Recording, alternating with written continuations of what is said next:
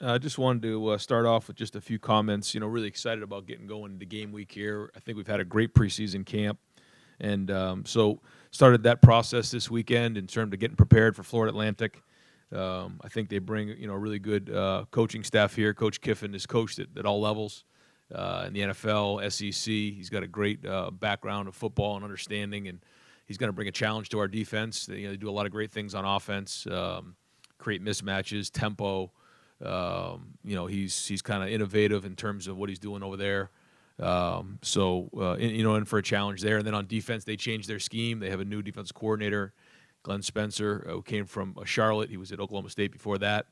And they bring a bunch of different looks to the table, different coverages, different fronts. Not really having the opportunity to see those guys on film, we'll have to be able to react, during game, make adjustments. But at the end of the day, we just fire up to play a game. So looking forward to get going here on Saturday.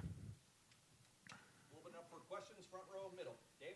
Ryan, there's got to be a million things that you're looking forward to seeing in the game on Saturday and how certain things play out. Like, what are a few things that you're most curious about? Like, is it how Justin plays at quarterbacks, the O-line? Just what are some few things that are kind of atop your list? Yeah, the first thing is tackling. We have to tackle.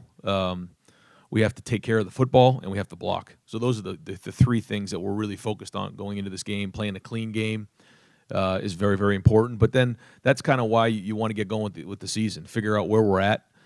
We have a new scheme on defense. We have some new faces on offense, and we want to see what we look like. You play against the same offense and defense for a long period of time. It gets a little stale just in terms of the same looks over and over again. Now you're going to start seeing some different schemes against different players, find out where your matchups go, look like against other people, and figure out where we need to get better, because this is a journey. This is not a finished product by any stretch of the imagination, and kind of want to get to Saturday and figure out where the issues are, get those fixed, and figure out where we feel like we're in good shape and keep enhancing those.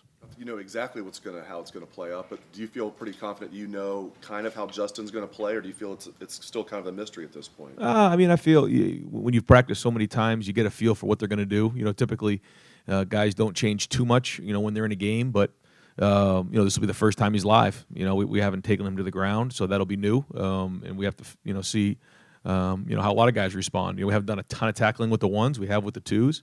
It's been a very physical camp, but until you really tackle and you get out there, that's when you figure things out. I think you saw that maybe the other night and Saturday night. Just when you get out there and you start really playing the game, it's different than practice. So I think we're going to expect to see the way that the guys have practiced. They're going to play that way. There'll be some jitters early on that goes with with the first game, but other than that, I think we'll get what we see in practice. Far left, Lori? Coach, last year you were really prioritizing continuity with Urban Meyer's program, so this is your first game as the head coach full-time. Is there anything you're changing about the game day structure for your guys? Still doing quick calls, still having an offensive player do the pep talk and a defensive player? Is there anything different this year?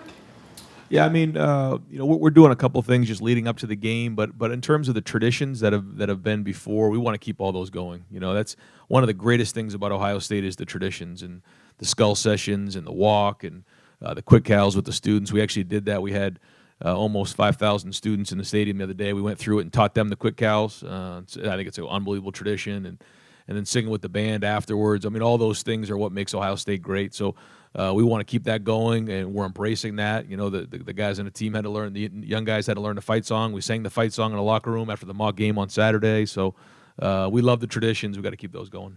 So have you ever had a quarterback that was a proficient punter?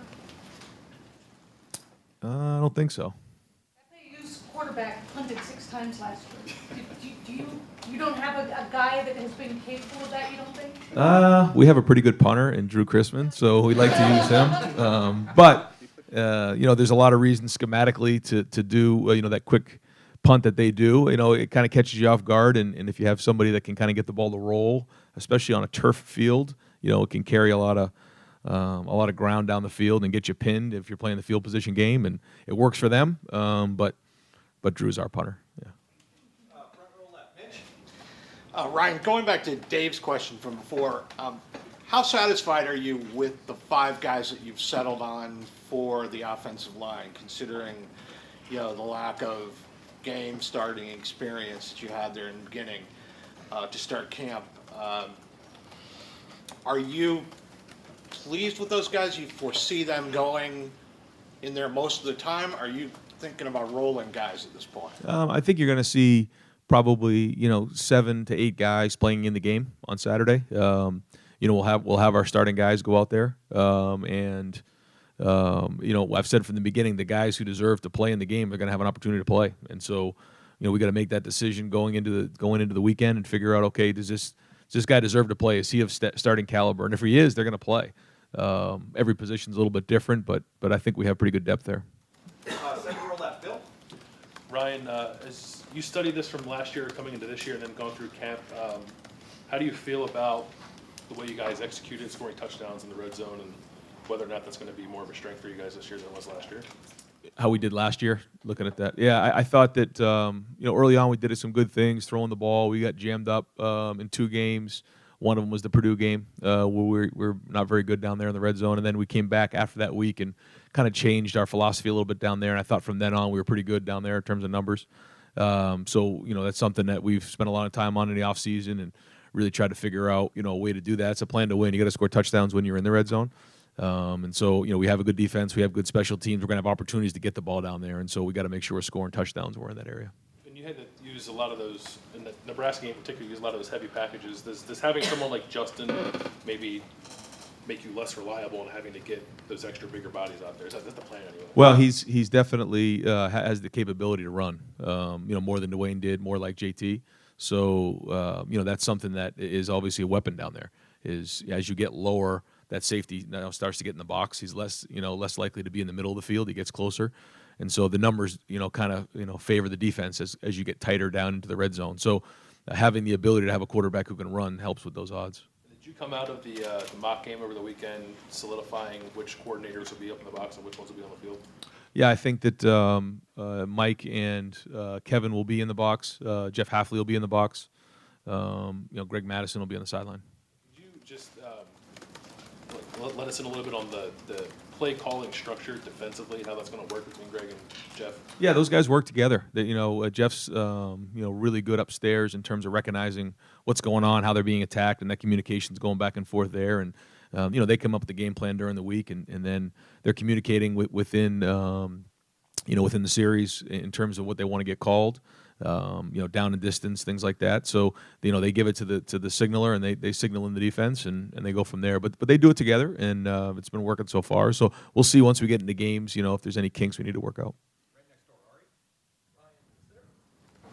You guys are kind of in a situation where you want Justin to play as much as possible, gain as much experience, but you also want to keep him healthy. When you go into a game,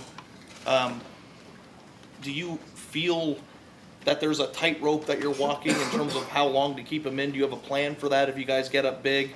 How do you want to handle just the preservation of Justin? I think, you have to go into a game expecting to go win the game in the fourth quarter. You have to go into games thinking that way. I think if you start getting ahead of yourselves down the road, these guys are good. They're well coached, and we have to make sure that we're ready to win the game in the fourth quarter. And I think if you start going down any other road, you go down a bad path. That being said, he's got to go play the game. And, we can't be walking on eggshells going into a game and worried about people getting hurt or anything like that. We got to go play. Our guys got to do a good job protection-wise. I think the schemes that we imply each week are taking that into consideration, though. We're not just going to, put somebody out there and put them in harm's way when we don't need to. But at the same time, we got to go win games. And that means, whatever it takes. So, and as the game changes and whatever happens within the game, we try to make the best decision moving forward because it's a long season. With Justin, I think everybody kind of has an idea that what he's able to do as a runner is just great athleticism, and he can take it from there. And that maybe the further path that he has to take in terms of arriving is passing.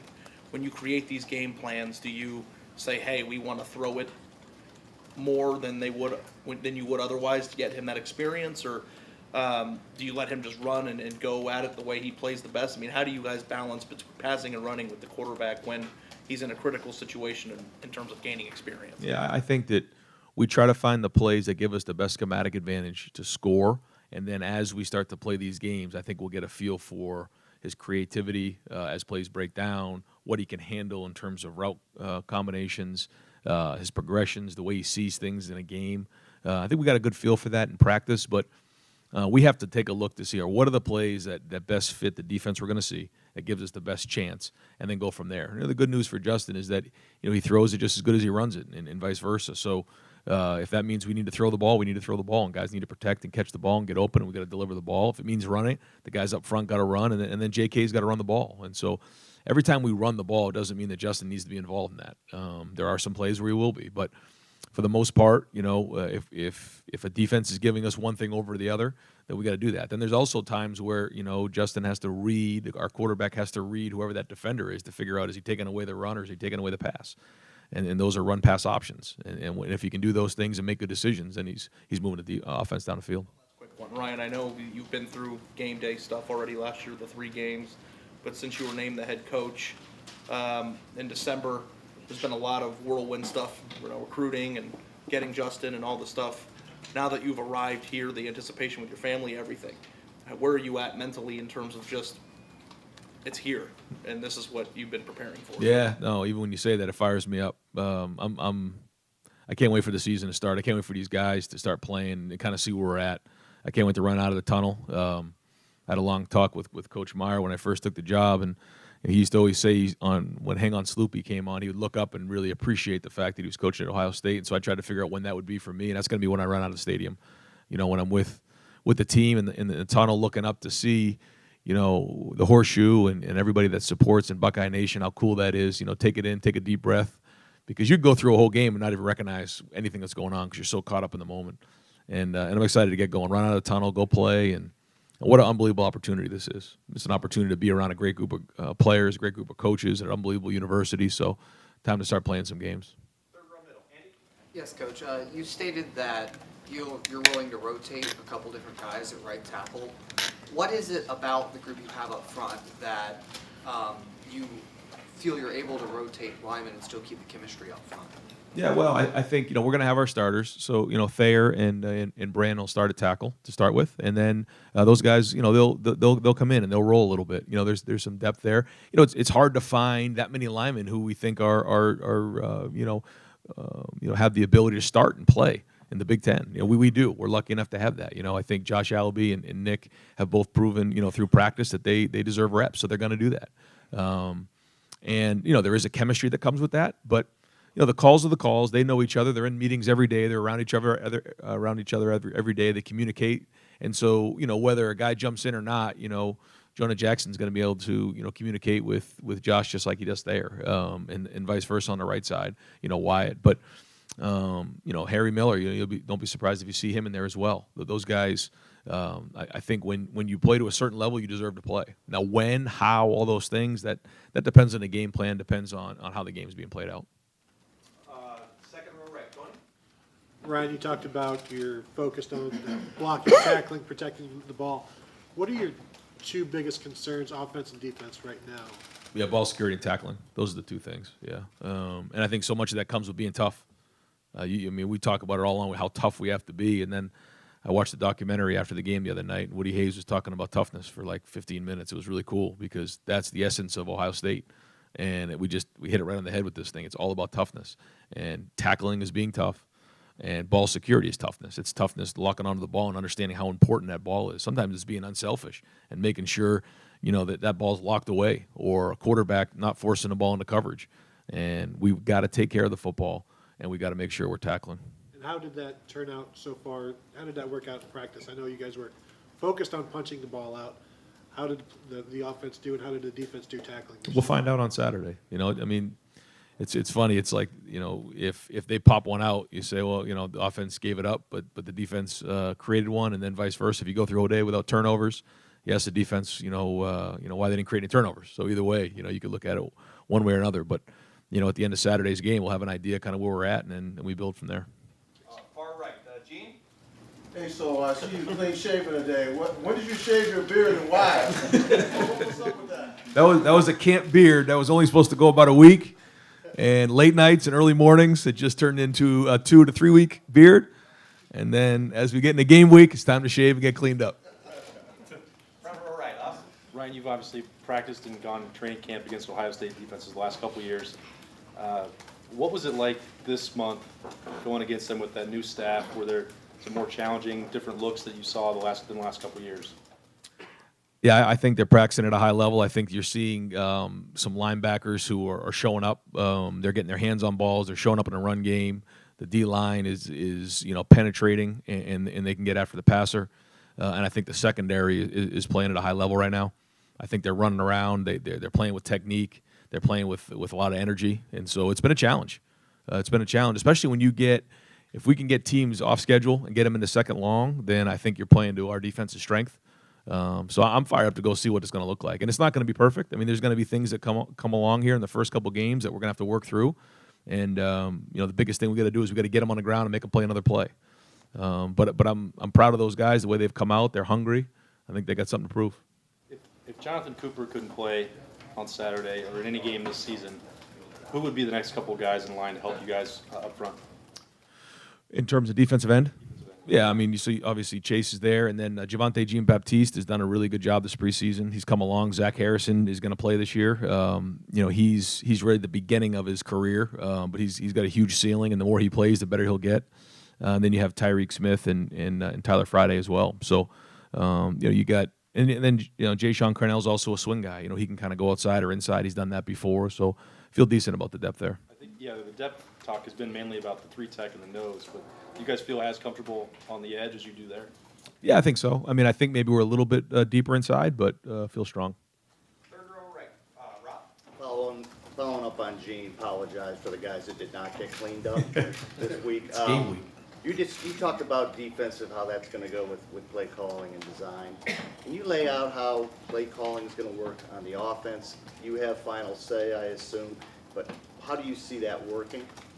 Yeah, so far I've been really pleased with the way our meetings have gone. I think we have some guys in that room who have been in the offense for a while now, so the great input, great experience to fall back on, different things we've seen. We all talk the same language now, so that's really good. And then you infuse Mike Yursich into that with really good ideas. Sometimes we almost have too many ideas, which is a good thing. I love that. And so, we have to make sure we put the game plan together and we're sound with the game plan. Everybody's involved with that. Everybody takes ownership in that. Once it goes up on the board, we all make that play work. We may not agree on it, but once we leave that room, we're all on board with those plays. And then once we get into the game, we got to find the right plays and the right rhythm. But Kevin's always been involved with that. Mike will be involved with the play calling. But like you said, at the end of the day, I'm going to be the one making the call. What do you enjoy about play calling? Does it get you going? It's the competing part of it. Yeah. I mean, I've always loved to compete, and I like to be in control, and so that's why I like to call the plays. What about the challenge of it? Well, I mean, what do you find the most challenging? Well, I think as a head coach, there's a lot going on. I mean, you got the special teams. You have game management things that you have to take into consideration. Injuries that may happen in game, things that are going on defensive side of the ball, timeouts. All those things to be on top of. So. Spread a little more thin that way, but I think as a quarterback guy, as an offensive coordinator, you've always looked at the game that way from a macro approach, and game management's always right in the forefront of things, and so did it those first 3 games, and just gonna kind of go from there. Just general last thing, how important is play calling? I mean, if you have to kind of look at different segments of a game, and is it overplayed? Do we give it too much credit? I think sometimes it's overplayed, sometimes it's underplayed. I think so much of it is how do you teach. First off, how do you pick the right plays that fit? But then how do you teach them on Tuesday and Wednesday so that the guys are ready to go play? Because you can pick any play you want, but how do they execute them? Because they have to be trained to react. Because you're not always going to get the exact look that you thought and that you drew up. And so making sure the scout team's accurate, making sure that they're thinking clearly so they can play fast, not giving them too much information, but then being on the cutting edge. And I think when you can make it's simple for the guys, but then complicated for the defense, that's when you got an edge. Front row right. Bill? You talked about tackling and ball security, some of the things you're really curious about. What are the maybe more intangible things that you, as you enter your first game as permanent head coach, that are on your mind about? You're just curious to see what happens. Well, I think there's certain things you want. You want to be clean. You don't want penalties. Like you want to take care of the football. You want to tackle. You want to block. You want to see the energy. You want to see what guys, the stage isn't too big for them once they get in the arena. There's going to be certain things in the game one. You're going to see things during the game that you never saw in practice. It's just kind of the way it works in that first game is going to be jitters. And then guys kind of fall into their training, and that's typically how it works. Find out where we can play with depth. We'd like to play at depth at every position if we can. And so the more depth we can build, the stronger we'll be at the end of the game and at the end of the season. So those are all things looking at. Brandon Bowen's going to start a right tackle. Obviously, it's been a long road for him. What did you see from him this summer, and why did he win the job? First off, his attitude was as good as I've been around this year. You know, he has been through a lot. Personally, he's been through a lot with the injury. And so to see the way he's smiling, the way he's got a lot of energy, the way he's working, he's kind of changed his body with Mick in the weight room. And I just love his approach right now. He's practicing at a high level, and you know, when you're going against Chase Young and Coop and those guys every day in practice, I mean, if you're blocking them, then you're doing a hell of a job. And so he's done that, and he's taken a mature approach to this thing. I think he's shown some leadership. He's more of an example guy than a vocal guy, but this is a guy who, you know, I think is going to have a great year. Second row right, Kyle.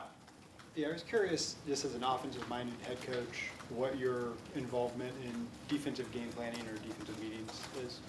Very little. That's why we hired the guys that we did. There's so much experience there. Got a lot of trust in those guys. If I see something, then I'll go down there and ask why. Usually they have a quick answer, and I trust those guys. And I think anytime you want to go run your offense or run your defense, I think if someone comes in and starts meddling around, then it's hard. And so certain standards, we had certain agreements on the way in and non-negotiables, and so we'll see where the season goes. But I trust those guys. Then you talked about being fired up for Saturday. How much did being in charge last August and for those 3 games kind of normalize this year's camp and take away any nerves or anxiety that you otherwise might feel? The nerves and anxiety, that's not going to go away. Yeah, I mean, understanding what's at stake every time you step on that field, that's part of it. So it doesn't matter if I'm game 1 or game 300. It's always going to be that way. Because there's an expectation here, and I get that. That being said, I think at night you know what to expect. You've walked through it before. We've gone through pregame, we've gone through Friday, we've gone through the skull session, we've gone through the pregame, we've run out of the tunnel. We've done all those things together, other than a few of the freshmen. So we've walked those shoes already. So that's good to know. It's a little comforting that way, but at the same time we got to produce. Fourth row middle, Dylan. How much are you expecting the bullet position to be coming just right away to into the defensive scheme? Yeah, I'm excited to see what that does. The bullet guys are they're talented guys, and so we want to see how that goes. But I think that the skill set that they bring to the table is that I think fits them well. So in terms of what we're going to ask them to do is really fits what they can do. So. Excited to see what they can do on Saturday, see how it fits in, see how it develops as the season goes on. Front row middle, Joe. You've talked about J.K. Dobbins being kind of a workhorse for you earlier in the season. Do you go into a season with a target number of carries for him per game? It's been a while since you guys have had a guy get 20 carries a game. Yeah, no, not really, but he's going to have some 20 carry games. That's it. And he's been practicing with his pads down. He's been practicing tough, and he's gotten stronger. He's lost, I think, 4% body fat, which for him is tremendous. So I think he's ready for that kind of season. He's been kind of splitting time with Mike over the last couple of years, and now he's got to be the workhorse, and I think he's ready for that. And as far as the injury policy, was that entirely dictated by your medical staff? Did you have input at all on that? I mean, obviously there's a kind of a gamesmanship element to it. Yeah, so we just had discussions, with administration, with the medical staff, and sat down and made the decision that was the best for moving forward. You watched the whole college football show after the game? Nah, I fell asleep. There was a lot of Ohio State in it. Yeah. A lot. Pretty cool. You're game planning as you think about game planning, right? Not just like in meetings, but as you're driving in your car. What is the difference of maybe back when you were a coordinator, you just had little X's and O's dancing in your head, and now that you're a head coach, are you thinking about, is that guy going to class? Oh, yes. What's your free time, your daydreaming like? How is it different? It's a great question. I can always count on you for one of these questions. You know that. In your head. So one of the things I've done is when I go home at night or when I drive to work in the morning, I turn off the radio, I turn my phone off, and that's 20 minutes of just peace where I can focus on the team, I can focus on the defense, I can focus on the special teams, and take a picture of really thinking about it as a head coach. because once I get caught up in here and it's offense and scheme and different plays and things like that, I really dedicate that time to, like you said, let your mind wander in terms of what needs to get done. Where are we at with player personnel? Where are we at in those type of areas? Recruiting is always on the forefront. That's always number one. So that takes priority over everything. But those times in terms of driving to work and coming home, that's times where I really just try to focus on the things that you need to make sure that you're on top of as a head coach. And you talked about like Mike having good ideas, and we know Kevin's been a play caller in his career for a long time. Do you just not have as much time for your own creativity and because you have so many things to do that you have to lean on them a little bit more for stuff, or do you find time that you're like, man, I really just need to think about red zone offense and sit down and decide what the plays are going to be? How much of the thinking about offense have you given up, or how much have you made sure, no, I can't give that up. That's what I'm good at. I feel like because our staff, I'm in there so much, and Urban was involved last year, but now having Mike in there, and then having Brian Hartline a year older, having the experience of Tony and Stud in there, and then Kevin being in his third year, and we have some really good young coaches as well who have been in the program now for a while.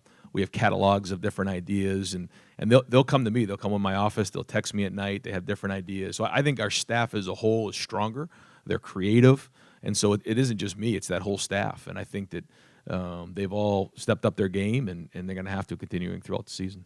And when you look at your defense as an offensive guy, does it feel like with what Jeff and Greg are doing, do you expect that opposing offenses maybe will have less of an idea from play to play what Ohio State's defense is going to look like? Do you think they'll be more confused, or just, you guys were so good at press man for such a long time here, and I know you guys did some other stuff last year too, but as you analyze it from your side of things, how does that feel, that defense now coming at you? No, I think they do a nice job with disguising things and giving you a picture and doing something else. But more importantly, I think they're taking a lot of pride in being able to play fast and getting their cleats in the ground and playing tough and playing the run and making sure they're clean on their assignments and then playing with great passion. So that's where we got to see really good tackling on Saturday. We got to see guys run to the ball with great pursuit. But I think you'll see some disguises, but I also think you'll see a lot of sound football. Coach, Urban indicated on his Fox show last weekend that there was a big drop between Justin Fields and the other two. To what extent are the other two game ready? And would you have to pare things down for Gunner or Sugar? Well, I think that Gunner, he just hasn't really had as many snaps under his belt, so he doesn't quite have a grasp of the offense like the other guys do. Chris has been in the offense before, and he's done some really good things in camp. So I think they all bring different skill sets to the table. So I think any time, and that's the best part about this offense, is that you can tailor it based on who's in the game. And so, if those guys are in the game, then it's probably looking a little different. Front row left, Nathan? With Brandon Bowen, his maturity, kind of, just sort of his life experiences, how do you see that playing into just how he plays on the field and if there's any kind of residual effect on that unit or the team? Yeah, no, I think anytime you have guys like him who been in the program for a while, it's like having a man. It's like having a professional on the team. They're almost players/coaches, I call them, and that's the approach he's had. You don't have to worry about what Brandon's doing at night. You don't have to worry about him going to class. He's graduated. He's done all those things. And so, he's all about making sure that he's ready to roll. He's taking care of his body, and he's producing. He can take a meeting to the field. He's very serious about it, and his approach, is contagious. And last question, far left, Bruce? No business succeeds without a detailed business plan that it plots out and sticks to. In terms of thinking of yourself and your arrival here at age 40 as a head coach, as a young coach, did you have for lack of a better term, a business plan as to how to get, not here, but a place like here? Yeah, I think there's two things there. I think one, there's the plan of once you're here, implementing the plan that you believe in, your philosophies, which that's really a combination of every place you've been and making it your own, and then kind of making decisions based on where you're at, the people you're at, and the personnel, and going from there, and making sure you hire a really good staff. But in terms of having an opportunity to be in a situation like this, My biggest thing was I wanted to make sure I worked really, really hard. I wanted to make sure I exposed myself to some of the best coaches in the country, not afraid to take risks. And that goes with your family. You know, if you don't have a family that's willing to move, 3 times in 3 years to go have an opportunity to go coach in the NFL, or then come back here to Ohio State, which is really the only place I would have left the NFL for, was to come to Ohio State, because this is just the greatest organization in all of America. But you have to really want to take risks. And then at the end of the day, you got to, trust your family that you're making the best decisions, expose yourself to great people, and then be really, really competitive. You got to win every single day. It's like any other job. And if you're tough and you're willing to fight every day, then good things are going to happen to good people that work hard. Wouldn't have gone to Bama or Notre Dame or any other signature program where you could have made a similar impact? Only Columbus. When you're a young coach, really, really young, and you're starting to climb, at what point in your career did you start to envision that something like this was possible? And at the same time, do you ever find yourself looking around at other guys who were your age or younger, who were getting big jobs, and is there any, I don't know, uneasiness within yourself or professional jealousy that, like, how does that guy get that job? Maybe you don't believe he's qualified for it. Yeah, I mean, there's a lot to that question right there. But I would say that, yeah, I mean, from early on, I dreamed big. I was always taught to dream big at a young age, and I saw a lot of guys who moved up the profession and said, why can't that be me? And, I had an opportunity to be around a guy who was my offensive coordinator at the University of New Hampshire. He went to Oregon and then went from, somebody nobody knew at the University of New Hampshire to one of the hottest names in all of football. And I realized that anything's possible. And he kind of taught me that, and I grabbed onto that and ran with it. Coach, thank you very much.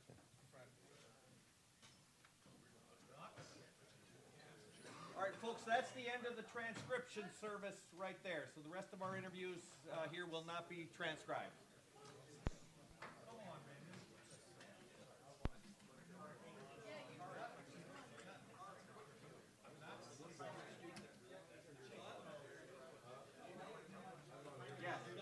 Yes, two of them. Crozier.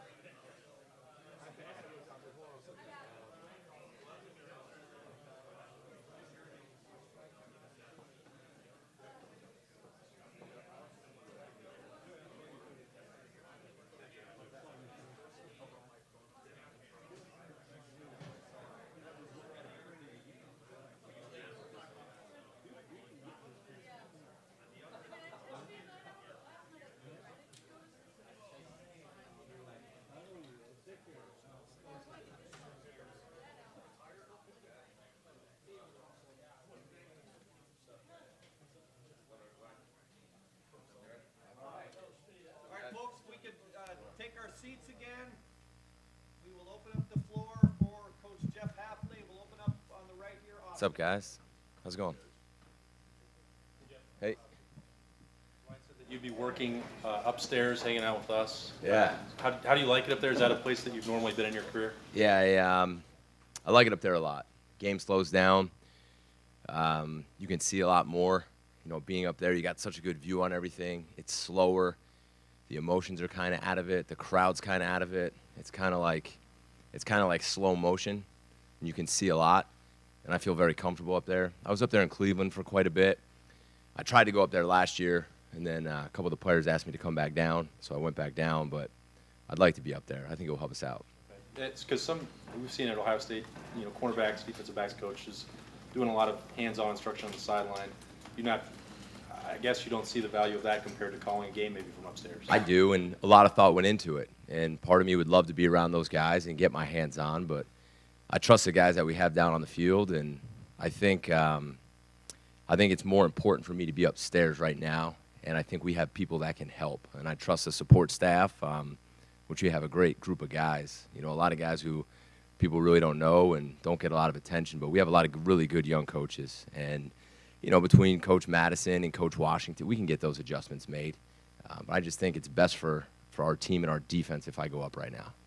Front row middle. Dave?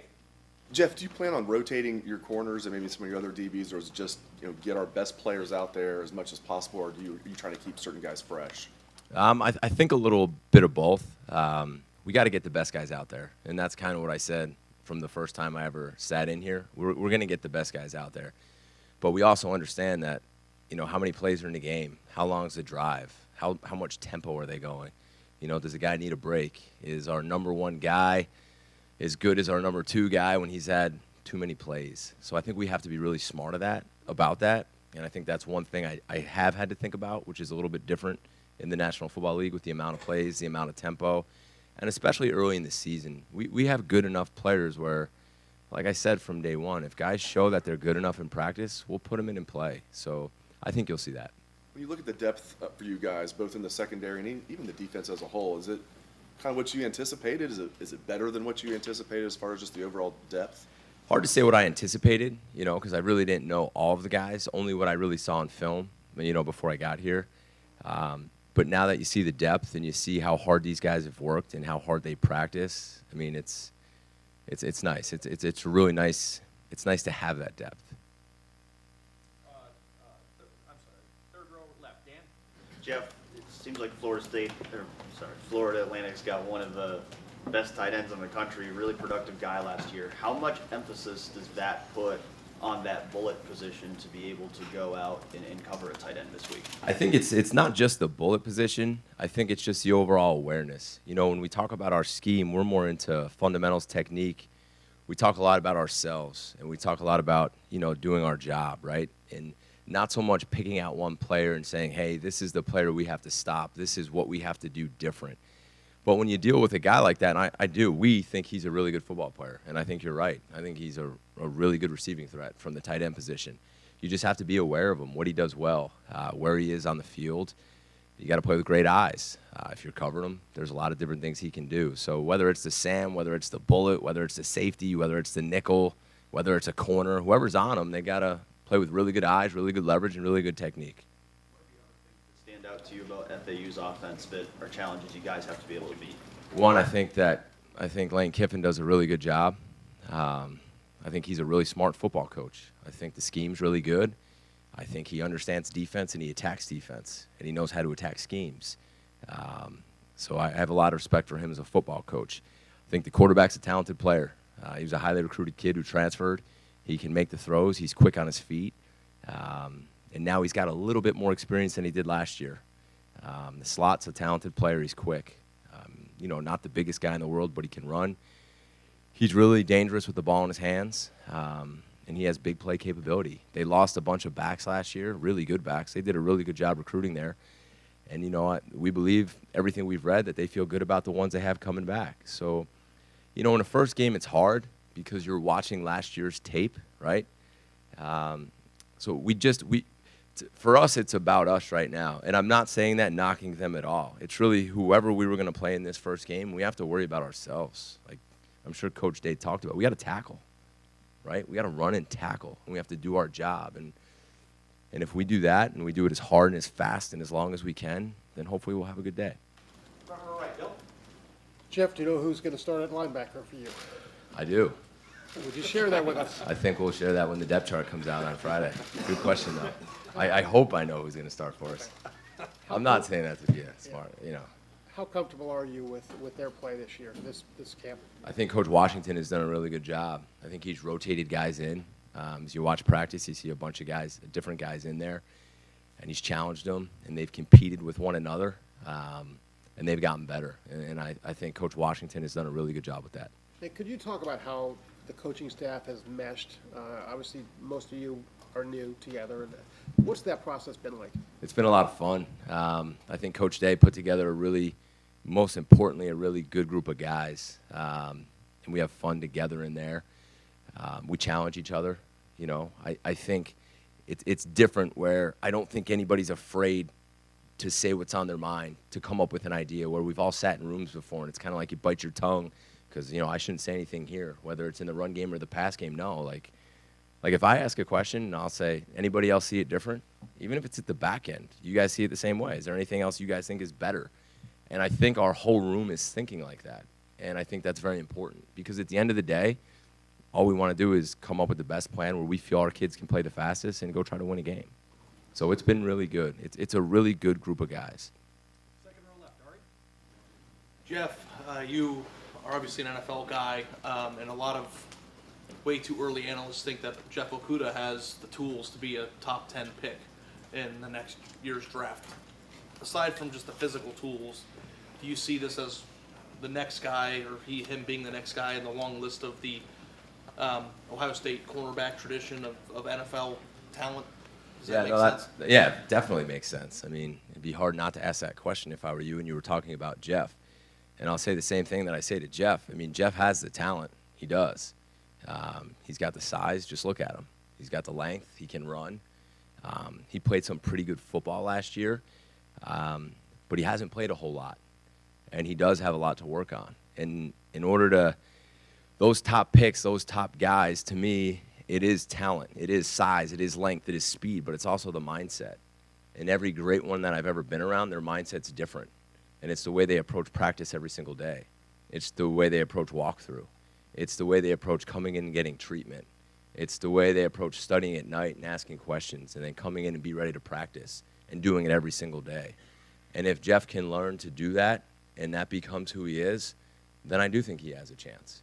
But those are the things that I talk to him about. I don't ever talk to him about where I see him going in the draft, or he asks me a lot of questions about the NFL, you know, what it's like. And I just try to guide all those guys on what it is going to take, not just to be a pro, but to be an exceptional one.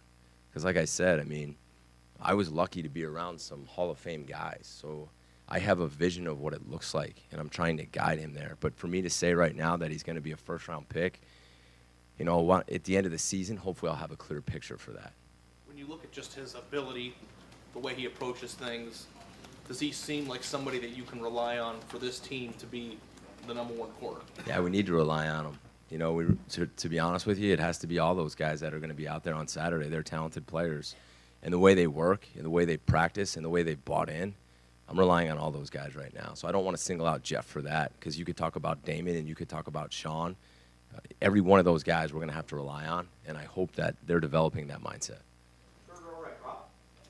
In baseball, there's a lot of guessing. The hitter is guessing what's coming. I'm just wondering if there's any correlation with the job you do. Do you guys have to guess what the offense is going to do from play to play? Do you take a chance, or is it not work that way? Well, I don't think it's guessing. I think that, you know, the hard part is when you start a season and you're watching all last year's tapes and tendencies, and you know they watched it as well. So if you get, say you get 85% chance on this down and distance, on this hash, and this personnel group, we know they're going to run this. That might have worked last year, but they saw that too, right? So now they probably changed that. So I think we have to be very calculated. And again, it goes back to in this game, I think we have to be who we are. I think we have to line up and play, get our cleats in the ground, play as hard and as fast as we can, tackle, get off blocks, cover, play with great eye discipline. And I don't think there's going to be a whole lot of guessing or taking chances. I think we're going to try to play good, solid football. As you get into the season later on and those tendencies start to build and you have all that data, then I think it's a little bit different. But these first games, you kind of never know, and that makes it challenging. What's it feel like when you guess right? Feels great. Call a blitz from the right hash into the right play, and you say, shit, I got it. I guess I shouldn't have said that. Sorry, Jerry.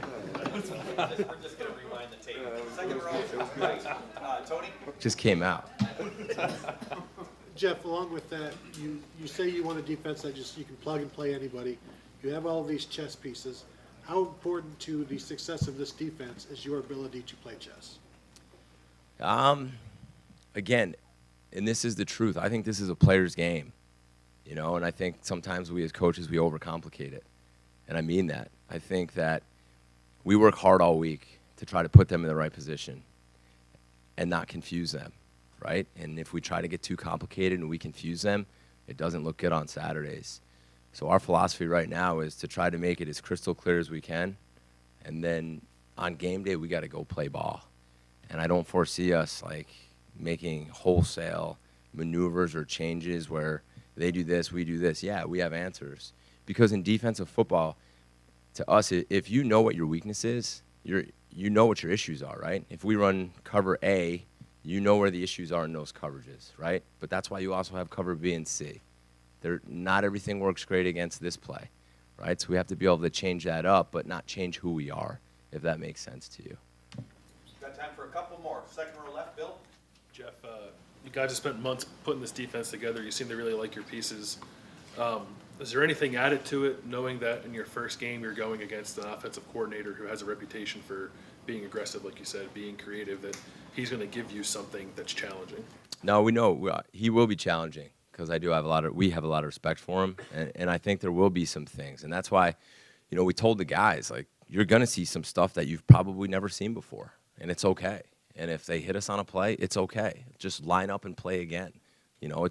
We all watch enough football. When's the last time you saw a game where an offense didn't hit a play, break a run, hit a pass, somebody was open?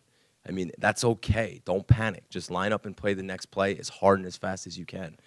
So, again, if we can stay within the structure that we've built and that we believe in, and we just stick to it and we let these guys go play, I don't think there will be any panic. And that's what we've tried to lay our foundation on for them.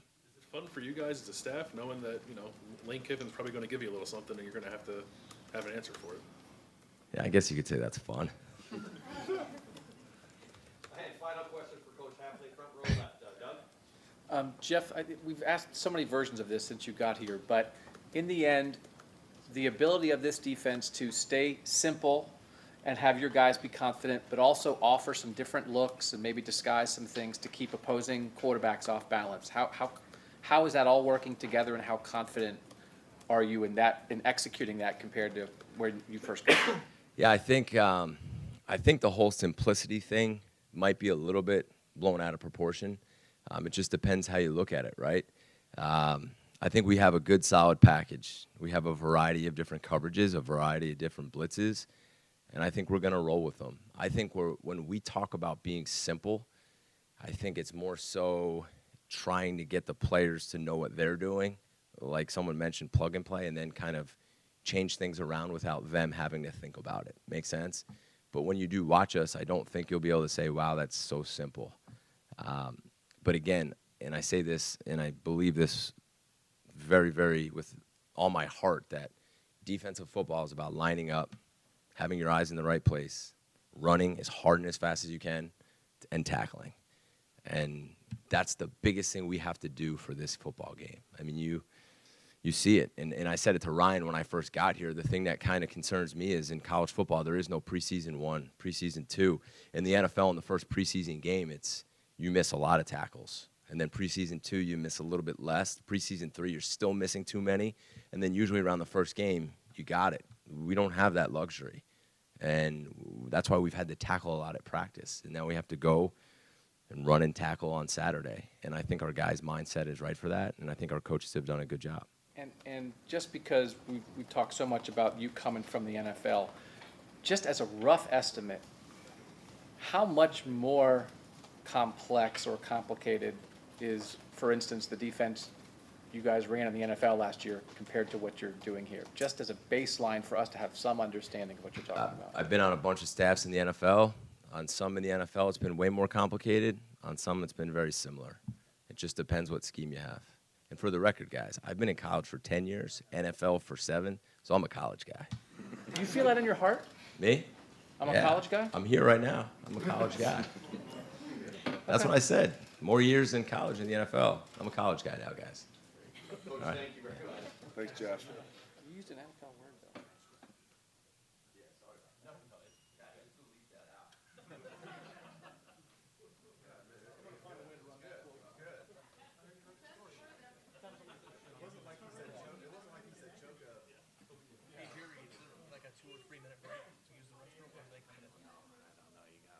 You got to eat before you get here. You got to go to the. Will the court please grant me a short bathroom break? Granted. I mean, there's one in the lobby. I know, but I just didn't want to get up and miss Kevin. Hey, here's. Those like new slacks? No, they're like as old as ones as I have. What's the score? So that other one didn't count? We talked about the rule.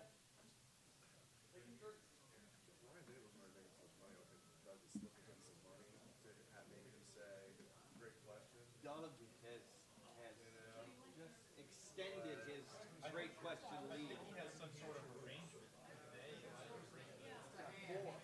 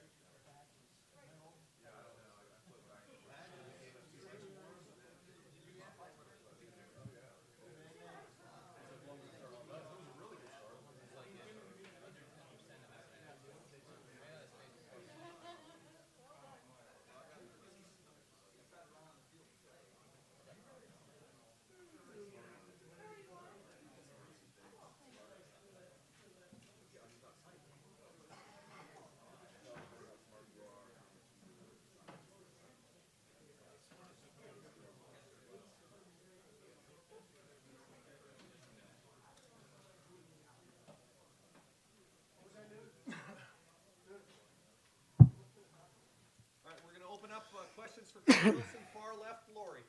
Coach Chip Hasley talked about reading comments from the FAU coaching staff. It just made me wonder, maybe offense is different than defense, but how much of your scouting of an opponent is something other than watching game tape? Well, in this day and age, because of coverage and social media, you can get a lot. And there's a lot of times where we all do it. You'll just Google, freeze that. Hey, there's a guy over there in the shirt that's injured. Who's that guy? Or looks like they were in a 4 down front or a 3 down front or blitzing. So there's a lot of information out there. And, in the first game, we have a new defense coordinator. So we're watching tape. Coach Spencer, that we know, was at Oklahoma State with Coach Yursich. He was at Oklahoma State when I was at Oklahoma, competed against him. So, we're looking at Charlotte tape and where he was last year. So, there's a lot of information. But in this day and age of social media, you gather a lot, and we all kind of creep and follow everybody, I guess. Pass catching tight ends seem to get so much of the attention that it's easy to kind of come away with the conclusion that that's the direction the position is going. Say it again, please. Pass catching tight ends get so much attention, it's easy to think that that's the direct direction that the position is going. But is there still a real premium on tight ends who are really good blockers? Well, to be a complete player, you have to block. I mean, if you look, you can just Google up, but I'm not sure the numbers, but the guy that won the Mackey Award last year probably had 60 catches, if that. And you're playing, like last year, Luke Farrell played 600 plays. So if he has 60 catches, which would be a lot for what we've done around here, what are you doing those other plays? So most of the time you're playing without the ball. It's very much a developmental position because in spread football, everybody's playing with big receivers. If we spread and play with in my opinion, if you play a spread offense without a tight end, you're either going to run the quarterback a lot or you're going to throw it a lot. When you can put the quarterback, you add one more gap, you take a lot of stress off the offensive line, a lot of stress off the quarterback. You're a more complete team. So teaching an athletic kid to be a complete blocker or a complete player, to be a good blocker, makes you a better football team, makes him a complete player. Hey, Kevin, you've talked a lot of times about how versatile the offense can be and shape it to the quarterback's strength. Throughout your career, who would you compare Justin Fields to for some of the other guys you've worked with? It's a good question because he's, we don't do a lot of, quote, running around, but when he takes off running, he's maybe as fast as I've seen at quarterback. He has the arm strength to make a lot of throws. I know Coach Dan, Coach Yurcich are working hard just to get comfortable with what he sees, what he likes, how to get him off to a good start, get him in rhythm, get him going and build. And I've been around some talented players, but his skill set is probably as high as I've been around. It seems like there's no easy comparison. He seems to have a pretty unique skill set. Very much. At the same time, though, the real ones have the skill set on Saturday. And for example, years ago, Sam Bradford's second start, we're playing it really big. We're playing Miami, Florida, and I had practiced a play 6-7 times. We were going to play fake and throw a post to Malcolm Kelly, this really outstanding receiver we had. And when we play faked, they didn't cover it, and Sam threw it to a fullback in the flat. I didn't practice that. But on Saturday, Sam, being a great player, made it look right, made it look easy. So the talented guys that can make the plays, that's nice, but the real ones have an active game day of playing well, and I'd be interested as we get started with Justin and our other quarterback, and a lot of these young players, how they play on Saturday when they're out there and the lights are on is for real. Second row left, all right. When you look at some of the challenges that Brandon Bowens had to overcome, both with injury and kind of having a setback with that injury and coming back and facing a 5-star kid that a lot of people thought could or would start this year, not to mention being a father and a lot of the stuff that he's done off the field, seeing him win this job and being in this position. I mean, can you just comment on everything that he's had to overcome and maybe what you view this journey for him as being? Well, happy and proud of him, happy for him and his family. Still in competition, though, because Nick's awfully good and right there battling. And I expect them to play, but just in this day and age where guys can, say, woe is me, or it's not going my way, to battle through and to persevere and to make it through tough times. And he plays a tough position, those, non-glamorous positions where you're blocking all the time and no one sees you except your mom or now, your wife and all that stuff. So proud of the way he's battled. He's practiced really, really, to me, he's healthy. He's practicing as tough as he's ever practiced. He's practicing as low with great pad level in the run game. He's had a tremendous preseason, and he needed to. Our football team needed him to. At the same time, so is Nick Petit Ferrer. Nick's played well, too. So we got some good depth there, and congratulate Brandon on a great spring preseason. He has played. He has started. I think in 2016 he was playing some tight end in a big package that was done here years ago. So he's played, he's in a 5th year and played some football. So he's not a rookie, and I expect him to play well. It'll be interesting to see. I think Nick will get in the mix and play a lot too this year, though. One other non-related question. How do you guys balance the need to keep Justin in games as long as possible to gain experience, considering his age and inexperience, and also protecting him and keeping him healthy? Well, I mean that's, you got to pick your spots. Of course, any play you can have critical error, and that quarterback can be exposed because the ball's in his hand every play. So it's going to do a great job, not the line, the backs, the tight ends, and protection, and being in the right place, receivers, and timing, and route running. Every play that wide receiver's beating the defensive end rushing. He's not beating that cornerback. Everything's in relation to time. So we got to be smart with it. At the same time, things can break down, and Justin's got to do a great job protecting himself. So we'll do everything we can to minimize him being in harm's way, but we got to go out and score as many points and start at one drive at a time and make sure we can find victory in game one and build from that. So our plan as always has been, as you run the quarterback, he's still your quarterback, and you must protect him. And we'll do everything we can to do that. Third row left, Dan. Kevin, you talked about Nick playing, Brandon playing at right tackle. Ryan said you guys could play as many as 7 or 8 offensive linemen. How do you balance that, rotating those guys up front with making sure that you still have a cohesive unit on the offensive line? That'll be, I think, a feel on the sideline that Coach Dudrava will have, as you go through the game and looking at the guy's eyes in the field. Does the guy need a blow? Does the guy need to sit down and calm down? Does the guy need some motivation? Does the other guy practiced and played well enough that he's going to help us? So there's different, to me, ways in each game that could happen. I don't think it's a revolving door. I do feel comfortable. I think I think Josh Albi's had a tremendous preseason. I think we're 4 deep at tackle, and we're going to need those guys. We've talked a lot about Josh Meyer. Harry Miller's had an outstanding preseason as a young freshman playing a position that's with a lot of stress. I think we're very solid offensive guard with Wyatt, with Jonah, Gavin Cupp in there. I mean, there's some depth, there's some experience. So I think Coach Stud just play it by ear. If a guy needs a blow, I don't think we put the whole second team unit out there. I think you do let guys get used to playing together, working in combination, bumping off twist, working double teams. But I think to say we're just going to play 5 every game, I don't think that's the case. I think Greg will just get a feel and move as we go. And we got to be careful because we don't want to lose our rhythm as an offense. We got to take care of that quarterback. We got to play all those different running backs, tight ends, receivers, but you don't want to lose your flow and rhythm as an offense. What are the things that stand out to you when you're studying FAU's defense? What are some of the challenges they're going to present to you guys that you got to be prepared for? One of the challenges is you watch what they did last year and you watch their personnel, but then you have a new defensive coordinator and you're watching another team, and sometimes those visions start blurring together. And a year ago, is he doing certain things because that fit personnel, things that they could do in their fronts, their blitzes and coverages. Now he's at a different place, different athletes. They were very successful when Coach Spencer was at Charlotte last year. I think they finished the year 20th or 22nd in total defense. So they were playing pretty solid defense. So you think there's some carryover, but there'll be some jockeying in that first quarter figuring out, are those little X's and O's exactly where we thought they'd be? And quite honestly, in my 2 years here, we do a bunch of game planning. We do a bunch of work, and we go out there Saturday, and half the time they're lined up completely different than what we saw on tape. And your ability, you have a game plan until you get punched in the mouth. You have a game plan until a coordinator puts something out there different, and your ability to adjust as a coach, but also as players and as a young quarterback will help your offense flow. You've been a head coach as well as an assistant. Ryan stepping into a job, first time ever. What has struck you as he's made this transition about how he's changed or how he's adapted to this new role?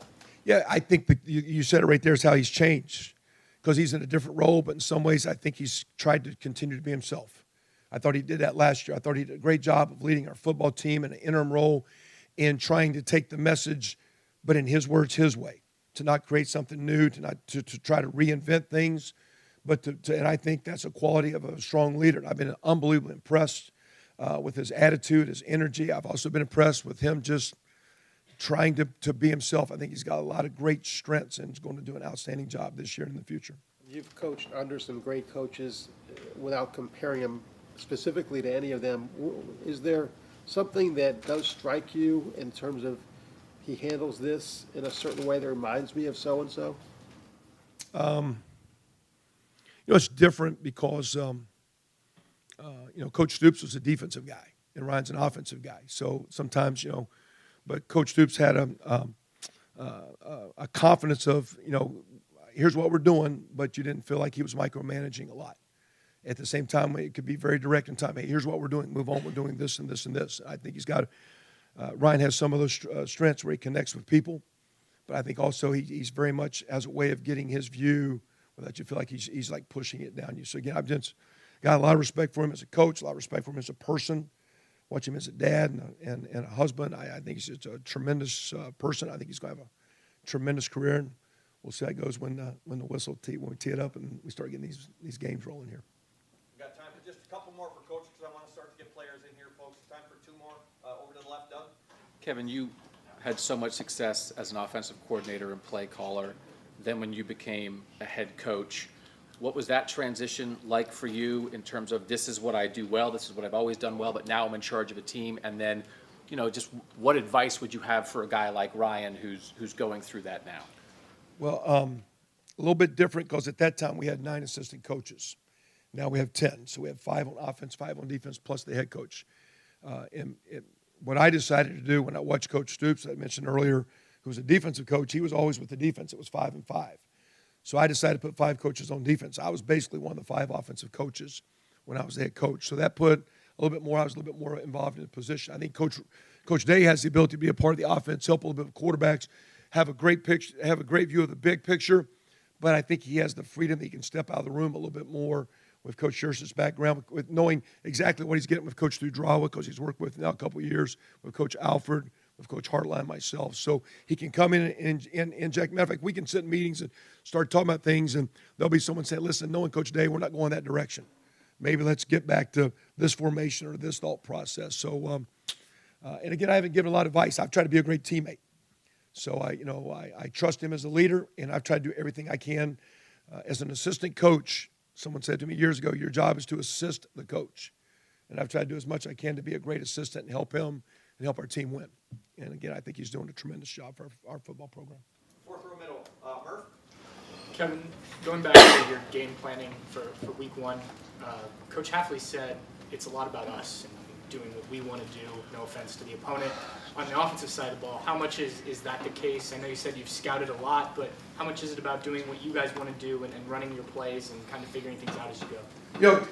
There isn't always, it's about you factor. As far as you coming ready to take care of the football, take care of the quarterback, be physical, have your balance, run and pass. At the same time, defenses are so multiple at what they're doing that you got to have the ability to adjust. So we have to recognize where they're at, where they're coming from, so that we get certain looks we're not ready for, that we can't protect our quarterback. We can't get the running game on schedule. So we have certain goals that I think are very much us generated and how we need to play. But in this day and age, you have to adapt to the defensive structure that we're going to see, and there'll be a lot of jockeying and chess match, not only in this game, but these first couple games until you get some 3 or 4 games and get a rhythm of the coordinator, and each year it's a new year. So these first few weeks are a little stressful on game day for us offensive guys. And final question, third row right, Rob. Along the same lines, Jeff was in here talking about that chess match, the cat and mouse game. As a play caller, do you guess much, and what does that feel like when you guess right? I mean, is there that kind of game going on? Guess. Based on knowledge and facts. I wouldn't stay here so late at night if we were guessing all the time. Right? We just roll, I don't know. I mean, I think sometimes you say guessing because you got to play. I think it's going to work at certain looks. I think the beauty of Coach Meyer, what he brought to me, is that you got to have a lot of answers. So when you call a play, it's sound against a lot of things, and that makes you when you're going through right now. We're looking, okay, we're talking about their defense. What if they come down to 4 down front? What are we doing? What if all of a sudden it's boundary blitzes? What are they doing? What if all of a sudden they're playing max coverage and dropping everyone? So it forces you to analyze and take a lot of looks. So I guess there's a lot of guesswork, but as you get into the rhythm of the game, you get into things that you think you do well. It's about you and what you're doing, but you just get in the rhythm of the game, and you better have your players ready to adjust and adapt. We're talking today, what if the defensive linemen line in certain fronts, are we able to do that? And early in these games, we can actually do too much and have too and then our kids aren't playing hard. So there's a balance early here, getting our kids ready to play hard, to play physical, to take care of the ball about us, but then be ready to adapt to this defense because they're going to be multiple in what they're doing, and it's going to be a challenge. These guys will present a lot of problems, and we're looking forward to Saturday. It's going to be a lot of fun. Last thing, Justin Fields, is he going to have the green light to audible, or is that something? Yeah, there's certain things. So sometimes we're doing things where we look back over and it comes from the sideline. That's kind of common in college football now with the no-huddle stuff. And then there's the ability where he's going to see certain things because what happens 10 years ago, you would say, who, look over and tell the quarterback. Well, now when we started talking to the quarterback, they started talking to the defense.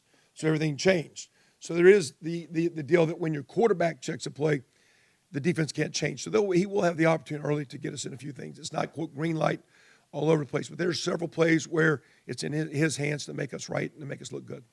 Coach, thanks, guys. Thank you very much. Folks, we're going to bring up Brandon Bowen. I'm going to do my best to call on people that I've missed or haven't had a chance to ask questions yet, but let me know. Give me eye contact.